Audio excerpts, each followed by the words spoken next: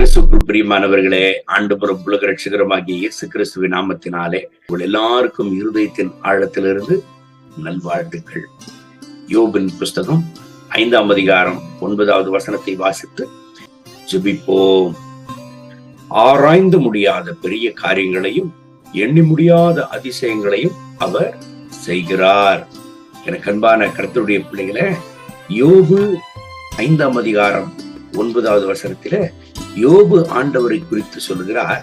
ஆராய்ந்து முடியாத பெரிய காரியங்களையும் எண்ணி முடியாத அதிசயங்களையும் அவர் செய்கிறார் என்று சொல்லி, எந்த நிலைமையில யோபு ஆண்டவரை குறித்து இந்த வசனத்தை சொல்லுகிறாருங்க? யோபு சோதனையினோட கடந்து செல்லுகிற பொழுது, சோதனையினோட கடந்து சென்ற ஒரு சூழ்நிலையில, வாழ்க்கையில எல்லாவற்றையும் இழந்த ஒரு நிலைமையில, தன்னுடைய சொந்த மனைவியே யோபை தூஷிக்கிறதான ஒரு நேரத்துல, யோபு வேதனையான வேகுலமான நேரத்துல ஆண்டவர் குறித்து புகழ்ந்து பாடுகிறார். பாருங்க, யோபு தன்னுடைய சூழ்நிலைகளை கவனிக்கிறதை விட தன்னோடு இருக்கிற, தனக்குள்ள இருக்கிற ஆண்டவரை கவனிக்கிறார். அதற்காகத்தான் ஆண்டவர் குறித்து புகழ்ந்து பாடுகிறார். எனக்கு அன்பான கர்த்தருடைய பிள்ளைகளை, அநேக நேரங்கள்ல நம் சோதனையினோட கடந்து செல்லுகிற பொழுது, பிரச்சனையினோட ஆபத்தினோட கடந்து செல்லுகிற பொழுது, அந்த சூழ்நிலைகளை நாம் பார்க்கிறோமே ஒழிய, நமக்குள்ள இருக்கிற ஆண்டவரை, நமக்கு உதவி செய்கிற ஆண்டவரை, நம்மை காப்பாற்றுகிற ஆண்டவரை, நம்ம பாதுகாக்கிற ஆண்டவரை நாம் மறந்து விடுகிறோம்.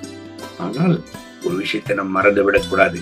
நம்ம எந்த நிலைமையில் இருந்தாலும் ஆண்டவர் நம்மை கைவிடவே மாட்டார். கவலைப்பட வேண்டாம். கர்த்தர் ஆராய்ந்து முடியாத பெரிய காரியங்களையும் எண்ணி முடியாத அதிசயங்களையும் உங்களுக்கு ஆண்டவர் செய்வார். இந்த வசனத்தை கேட்டுக்கொண்டிருக்கிற எனக்கு அன்பான கர்த்தருடைய பிள்ளைகளை, நீங்களும் துன்பத்தினோட போய் கொண்டிருக்கிறீர்களா? துயரத்தினோட, வியாகுரத்தினோட, வியாதியினோட, ஐயோ இந்த பிரச்சனை நின்று நாங்கள் எப்படி மீன்ல போகிறோம், இந்த பிரச்சனை நின்று நாங்கள் எப்படி வெளியே வரப்போகிறோம், எங்களுக்கு எப்படி ஆண்டவர் உதவி செய்வாருன்னே எங்களுக்கு தெரியல என்று சொல்லி நினைக்கிறீங்களா? ஆராய்ந்து முடியாத பெரிய காரியங்களையும் எண்ணி முடியாத அதிசயங்களையும் அவர் செய்கிற தேவனாக இருக்கிறார். அவரை நம்பி இருக்கிற பிள்ளைகளை ஒருபோதும் அவர் கைவிடுகிற தேவன் அல்லவே அல்ல. கர்த்தரை நம்புகிறவனோ செழிப்பான் என்று வேதம் சொல்லுகிறது. கர்த்தரை நம்புகிற கர்த்தருடைய பிள்ளைகளை கைவிட்டதாக வேத புத்தகத்தில் இல்லவே இல்லை. கர்த்தரை நம்புகிற கர்த்தருடைய பிள்ளைகளை கர்த்தர் கைவிட்டதாக சரித்திரத்தில் இல்லவே இல்லை.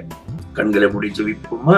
அன்பின் ஆண்டவரே, இந்த கால வேளையில என் அன்பு சகோதரன் சகோதரிக்காக நான் ஜெபிக்கிறேன். இந்த ஜெபத்துல இணைந்து ஆண்டவரே, கண்ணீரோடு, வேகரத்தோடு, வேதனையோடு, போராட்டத்தோடு, பலவீனத்தோடு ஒருவேளை இவர்கள் காணப்படலாம். ஆனால் யோபு 5ஆம் அதிகாரம் 9வது வசனத்தின்படி இவர்களுக்கு ஒரு அற்புதத்தை செய்யும் ஆண்டவரே. ஆராய்ந்து முடியாத பெரிய காரியங்களையும் எண்ணி முடியாத அதிசயங்களையும் இவர்களுக்கு செய்தருளுவீராக. கர்த்தருடைய மனதுருக்கு இவர்கள் மேலே இறங்கி வரட்டும். கர்த்தருடைய பிரசன்னம் இவர்களை நிரப்பட்டும். என் தெய்வமே, யோபு 5:9 படி பெரிய காரியங்களை இவர்களுக்கு செய்யும், அதிசயங்களை இவர்களுக்கு செய்யும். இவர்கள் வியாதி குணமாக்கப்படட்டும், இவர்கள் வியாகுலங்கள் மாறட்டும், இவர்கள் கடன் தொல்லை மாறட்டும், இவர்கள் பணப்பிரச்சனைகளை சந்தியும், இவர்கள் பணப்பிரச்சனைகளை மாற்றும், இவர்கள் வேலையில சமாதானமா இவர்கள் இருக்கட்டும், இவர்கள் குடும்பத்தில் இவர்கள் சமாதானமாக இருக்கட்டும். கர்த்தருடைய திருப்பிரசனத்தினால் இவர்களை நிரப்பி நடத்தும். இவர்கள் துக்கம் சந்தோஷமாக மாறட்டும். ஆண்டவரே, மகிமை கனம் துதி உமக்கே இயேசுவின் நாமத்தில் கேட்கிறோம். எங்கள் ஜெபம் கேளும் நல்ல பிதாவே. ஆமென், ஆமென். கர்த்தர் உங்களை ஆசீர்வதிப்பாராக.